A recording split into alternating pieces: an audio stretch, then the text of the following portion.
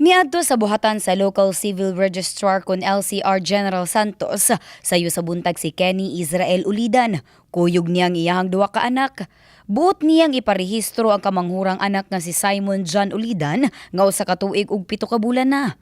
Kalisod kuno sa kinabuhi ang hinungdan ngano nga nauwahi kini. Parehistro ka ng birth. So, karon lang na parehistro sobra isa ka tuig na siya. Kung magod ka nang napigaduhan mi ba kay namagod ko yung mga estudyante. Ang mga sama ni Kenny, ang tuyo sa LCR Jensen ngano nga nagaplano sila nga muadto sa mga barangay sugod karong bulan sa Pebrero. Kinisubay sa ilang ginasaulog karon nga mao ang Civil Registration Month. Proclamation na ni former late President Aquino na proclamation number 682 na every February of the year mo yun na siyang registration month.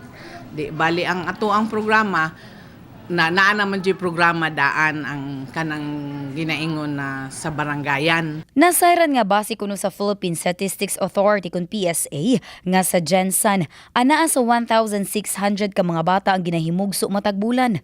Tugbang kini sa usa ka gatos matag adlaw. Maong angay nga iparehistro kini aron nga masuta ang kamatuorang populasyon sa syudad. Bali jud marehistro ang katawhan. Labi na ang karon ang ilahang tima makisali, makiisa sa vital statistic, civil registration and vital statistics. Sa karon giawhag sa LCR nga moadto gayud sa ilahang barangayan aron nga marehistro ilabi na ang mga late registrants. Iandam usab kuno ang mga mosunod nga mga requisitos. Kung late registration manggod, tahay kung below 10 years old o below 5 years old na immunize manggod na ang immunization card jud.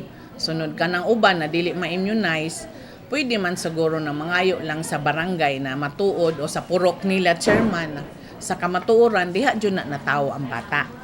Uman kung malampas na sunod na amantay ka ng NSO sa una na PSA na karon na kailangan jud makuha.